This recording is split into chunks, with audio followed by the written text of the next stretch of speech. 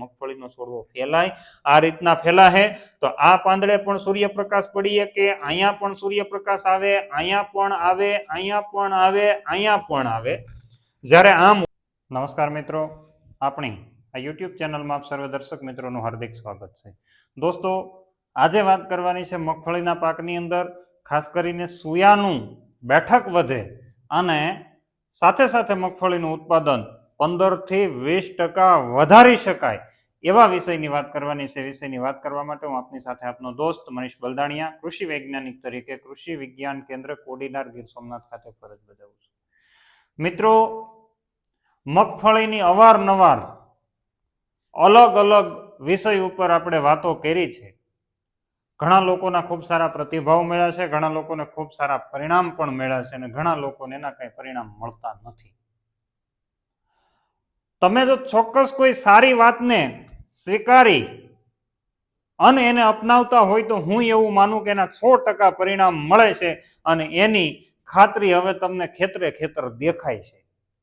તો આજના વિષયની અંદર વાત કરશું મગફળીની અંદર સુયા વધારવા અને ઉત્પાદન વધારવા, દવા વગરનો, ખર્ચ વગરનો, મફતમાં, બિન રાસાયણિક, જમીનને પ્રદૂષિત કર્યા વગર, જમીનને ખરાબ કર્યા વગર અને જમીનમાંથી સારું ઉત્પાદન લઈ શકાય એના માટે થઈને એક નવો પ્રયોગ, જો કે તમે બધા જાણો છો, પણ એમાં ઘણા લોકોની ભૂલ છે. આપણે કંઈક વિશિષ્ટ દેખાવા માટે વિશિષ્ટ વસ્તુ કરતા હોઈએ છીએ. એમ નથી. જે કોન્સેપ્ટ જે વસ્તુથી આપવામાં આવ્યો છે કોન્સેપ્ટને પહેલા સમજતા શીખીએ અને પછી આપણે એને અપનાવતા શીખીએ. દોસ્તો, ખાસ કરીને આજે વાત કરવી છે ડ્રમ રોલિંગ એટલે કે બેરલ ફેરવવું. તમે અહીંયા ફોટોગ્રાફ્સની અંદર જોઈ શકો છો એ મુજબ મગફળી ઉપર બેરલને ફેરવવાનું છે, નહીં કે મગફળી ઉપર રોલા ફેરવવા, મગફળીને જમીનમાં દબાવી દેવી. ઘણા તો અત્યારે ઘણા બધા સોશિયલ મીડિયાની અંદર વિડીયો આવતા હોય, ઘણા સાયકલના ટાયર હાંકે છે, ઘણા ટુ વ્હીલરના ટાયરો હાંકે છે, ઘણા ફોર વ્હીલરોના ટાયર હાંકે છે, ઘણા ડ્રમ હાંકે છે, ઘણા મતલબ ડ્રમ એટલે બેરલ પ્લાસ્ટિકનું હોય કે લોખંડનું હોય, એનો આખો સિદ્ધાંત હોય, કોઈ એક વસ્તુનો પ્રિન્સિપલ હોય. ઘણા ઓલા મગફળી કાઢવાના રોલા ચલાવે છે. અરે તમે કરવા હું માંગો છો એ પણ તમારા મગજની અંદર હોવું જોઈએ, તો તમે મગફળીનું સારું ઉત્પાદન લઈ શકાય. નહીં તો તમને એક ઉદાહરણ આપું. હમણાં બે અલગ અલગ વિસ્તારના બે અલગ ખેડૂતોનો ફોન આવ્યો. હવે તમને ખબર છે કે તમે પૂરતા વિડીયો જોતા નથી, તમારી પાસે સમય નથી, મને પણ ખબર છે. હું ઘણીવાર રૂબરૂ પણ ખેડૂતોને મળું છું ત્યારે એક જ વાત કરું કે ખેડૂતો જ અત્યારે એવું કહે છે કે અમારી પાસે સમય નથી. હું 100% સ્વીકારું છું.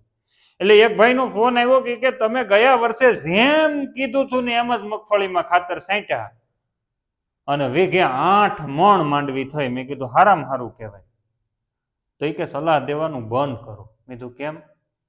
મને કે તમે કીધું હતું કે 19 દર વખતે છાંટવાનું. મેં કીધું એવું ક્યાં મેં કીધું? કે મેં તો તમારો એક વિડીયો જોયો કે મગફળીમાં જઈએ પણ પંપ લઈએ તે 19 છાંટવાનું. એ મિત્રએ પહેલેથી લઈને છેલ્લે સુધી જ્યારે પંપ ખંભે ચડાવ્યો ત્યાં સુધી 19 દબાવ્યું. મને કે તમે કીધું હતું ને મેં કર્યું. મને ફરિયાદ કરી.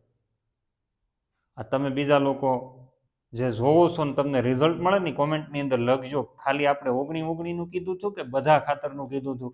19 પછી 1261 નું કીધું હતું, 052 નું કીધું હતું, 060 નું કીધું હતું, કેલ્શિયમ નાઇટ્રેટનું કીધું હતું, સાથે બોરોન નાખવાની પણ વાત કરી હતી, એની સાથે 0050 નો છેલ્લો રાઉન્ડ મારવાની કીધું હતું.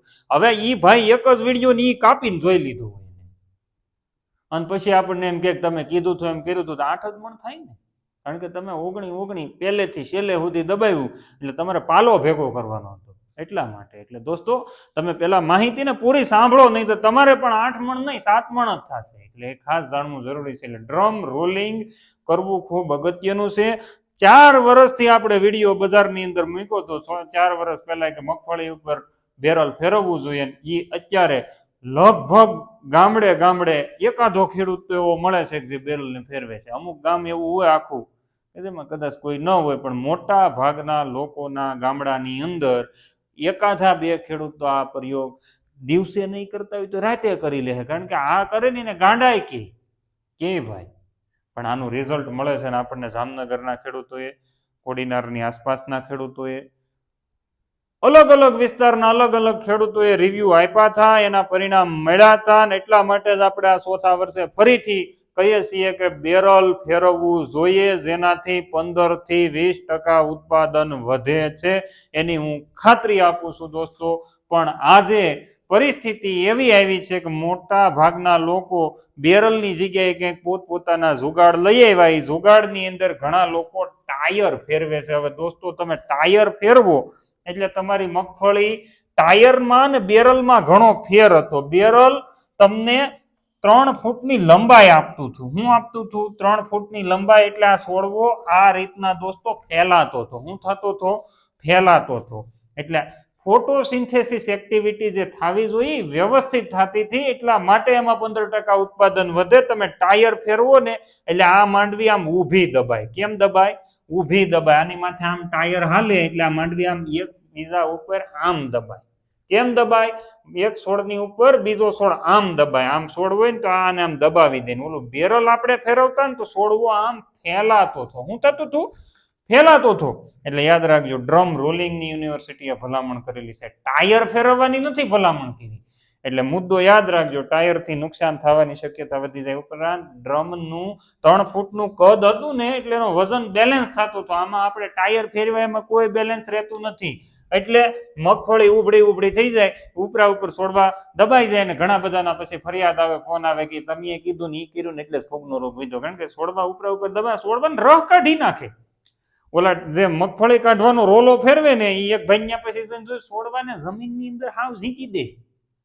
પછી કે એમાં સ્ટેમ રોટ એટલે કે સફેદ ફૂગ લાગવા માંડી. સાહેબ આ ધંધો જ ન કરે. પણ ધંધો ન કરે ને, મેં ક્યાં કીધું? તમને ટીપણું ફેરવવાનું કીધું હતું, તમને ડ્રમ ફેરવવાનું કીધું હતું, ને એ ફેરવશો તો પરિણામ સારા મળે. તો આ રીતના મગફળીનો છોડવો ફેલાય, આ રીતના ફેલાય તો આ પાંદડે પણ સૂર્યપ્રકાશ પડીએ કે અહીંયા પણ સૂર્યપ્રકાશ આવે, અહીંયા પણ આવે, અહીંયા પણ આવે, અહીંયા પણ આવે. જ્યારે આમ ઊભું ફેરવો એટલે જે ભાગ આમ પડ્યો તો આની ઉપર સૂર્યપ્રકાશ આવે અને આની ઉપર નથી આવતો. તમને જો મગજ હશે તો તમને સમજાઈ જશે. બરાબર? એટલે ટાયર ફેરવવાના નથી, યાદ રાખજો. ટાયર ફેરવવાની ક્યાંય ભલામણ થયેલ નથી. ઘણા બધા પોતપોતાની સુખ સગવડતા પોતે ફેમસ થવા માટે ઘણા બધા વિડીયો બનાવીને ટાયર ફેરવતા હોય, પણ એ પાછા રાતે ડ્રમ ફેરવતા હોય તો આપણને ખબર નથી. એટલે ધ્યાન રાખજો, ટાયરથી રિઝલ્ટ સારા નહીં મળે. ડ્રમ ફેરવવું ખૂબ અગત્યનું છે. ઘણા લોકોએ રોલા ફેરવ્યા, જમીનમાં જમીન દોસ્ત કરી દીધી માંડવીને, તો પણ એ સુયાનું બંધારણ નહીં થાય, કારણ કે મગફળીનો છોડ દબાણમાં આવી ગયો તો પણ રિઝલ્ટ ન મળે. એટલે મગફળી જ્યારે આપણી ઉભળી મગફળી કોઈ પણ હોય એની અંદર G32 હોય, પછી 128 હોય, કેડીજી 128 હોય, કે પછી ગિરનાર 4 હોય, 22 નંબર હોય, 20 નંબર, તમે જે મગફળી વેવી હોય, 40 number, 39 number, 38 number, 37 number, 36 number, 35 number, બધી જ જાત અહીંયા આવે છે. અને આપણા જે કોઈ ખેડૂત મિત્રોને જોવી હોય તો આપણા કૃષિ વિજ્ઞાન કેન્દ્રના ક્રાફેટ એરિયાની અંદર 40 વેરાયટી વાવેતર કરેલી છે. એટલે ઘણાને નહીતર હજી વેમ રહી જાય કે આ બોલે ખોટું બોલે છે. નહીં, તમારે જોવી હોય તો આવી જજો કૃષિ વિજ્ઞાન કેન્દ્રની અંદર, તમને બતાવીશ. એટલે દોસ્તો આની માથે ટાયર નહીં, આની માથે આમ રોલો ફેરવવાનો છે, એટલે બેરલ ફેરવવાનું છે. બરાબર? 2.5-3 ફૂટની લંબાઈ વાળું. હવે એ બેરલ ક્યારે ફેરવવું જોઈએ ઘણાને ખબર જ નથી. ધબાટી બાજુ વાળા ફેરવું એટલે આપણે ફેરવી દેવાનું, એમ નહીં. તમે થોડીક માહિતી જાણીને પછી ફેરવજો. કેટલી વખત? 2 વખત. ત્યારે ધારવાડનું સંશોધન એવું કહેતું હતું 50 દિવસે 70 દિવસે ફેરવવી જોઈએ, પણ આ વખતે વરસાદની ખેંચના કારણે 50 દિવસના છોડ અવડા હતા, એમાં હુયાની હજી બેઠક શરૂ નથી થઈ. એટલે સુયાની બેઠકની શરૂઆત હોય ત્યારે આપણે પહેલી વાર અને એના 20 દિવસ પછી બીજી વાર બેરલ ફેરવવું જોઈએ. એટલે અત્યારની કન્ડિશન પ્રમાણે તમારી મગફળી સુયાની બેઠક શરૂ કરે ત્યારે પહેલી વખત, અને જ્યારે વ્યવસ્થિત સુયા મોટા ભાગના બેસવા માંડ્યા હોય એટલે કે 70-75 દિવસનો સમયગાળો થયો હોય ત્યારે બીજી વખત ડ્રમ રોલિંગ કરજો, બેરલ ફેરવજો, તમને ખૂબ સારા પરિણામ મળે. બેરલ ફેરવા પછીનો ફાયદો, મોટો ફાયદો એ છે કે તમારી મગફળી જે ઓવર વૃદ્ધિ થતી હોય ને વૃદ્ધિ અટકી જાય, એ પણ મફતની અંદર. બીજું ફોટોસિન્થેટિક એક્ટિવિટી સારી થશે, બધા ઉપર સૂર્યપ્રકાશ પડશે એટલે ઓટોમેટિક ઉત્પાદન વધશે ને ઉપરાંત હવાની અવર જવર વધશે એટલે રોગની શક્યતા ઘટી જાય એટલે ઓટોમેટિક ફૂગનાશક દવાના રાઉન્ડ ઘટી જાય. અને બીજું, બેરલ ફેરવા પછી કેવી કાળજી રાખવી જોઈએ? દોસ્તો, બેરલ ફેરવા પછી એક વખત 0-60-20 નો ડોઝ અને એની સાથે રેપિડો, તમને એની વિશેષ માહિતી અહીંયા આપેલી છે. એનો એકવાર ડોઝ લાગી જાય ને તો ગયા વખતનો ખેડૂત કહેતો હતો, જામનગરનું ઉપલેટાનો એક જામકંડોળાના આ ખેડૂતોએ મને એવું કીધું હતું કે સાહેબ ધાર્યા બહાર પરિણામ મળે. ખરેખર ધાર્યા બહાર પરિણામ મળે. આપણને એના ફોટા મોકલેલા છે, આપણને એના વિડીયો મોકલેલા છે. અને કોડીનારની આસપાસના ગામડાના જે ખેડૂતો, જે ખરેખર ખેતી પ્રેમી ખેડૂતો છે, એમને મળીને ત્યાં રૂબરૂ જોયેલું છે. ખરેખર વિકાસ ઘટી જાય છે. ખરેખર 0-60-20 ને રેપિડો આપવાથી મગફળીના દોડવામાં વજનનો વધારો થાય છે. એટલે અહીંયા દોડવાના સૂયાની લંબાઈ ઘટી જાય એટલે ઓટોમેટિક દોડવા હારા થાય. બરાબર, ઓટોમેટિક દોડવા મસ્ત દોડવા થાય, ભરાવદાર, અને એકે દોડવો ખાલી ન રહે એ પ્રકારના થાય ને. અહીંયા તમે જોવો તો હુયાની લંબાઈ જ અહીંયા 15 સેન્ટીમીટર, આ બધો ખોરાક જે આવ્યો હતો એ બધો આમાં વપરાઈ ગયો. એટલા માટે થઈને કાળજીપૂર્વક બેરલ ફેરવજો. હુયા ભાંગી ન જાય એ રીતની કાળજી રાખીને બેરલ ફેરવજો.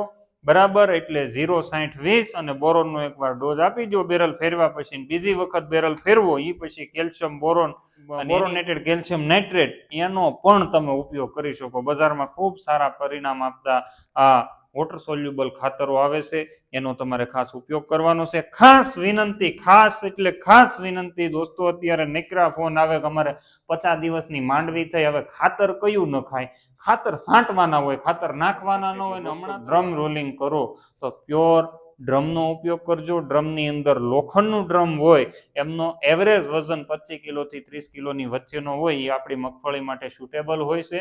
જ્યારે તમે ટ્રેક્ટરના રોલા ફેરવતા હોય છે તો એનો વજન ઘણો બધો વધારે હોય. તમારાથી હાઇડ્રોલિક કંટ્રોલની તમે વાતું કરી શકાય, પણ એ ખરેખર પ્રેક્ટિકલી આપણે રહી શકતું નથી, અથવા તો એનો જે વ્યવસ્થિત ઉપયોગ થવો જોઈએ થતો નથી. ત્રીજી વાત એવી છે કે રબરનું ડ્રમ તમે ઉપયોગ કરતા હોય તો એનો ટોટલ વજન 20 થી લઈને 25 કિલોની આસપાસ થતો હોય, તો એવા ડ્રમનો આપણે ઉપયોગ કરવો જોઈએ, જેથી કરીને આપણને ઉત્પાદનની દ્રષ્ટિએ ઉત્પાદન સારું મળે.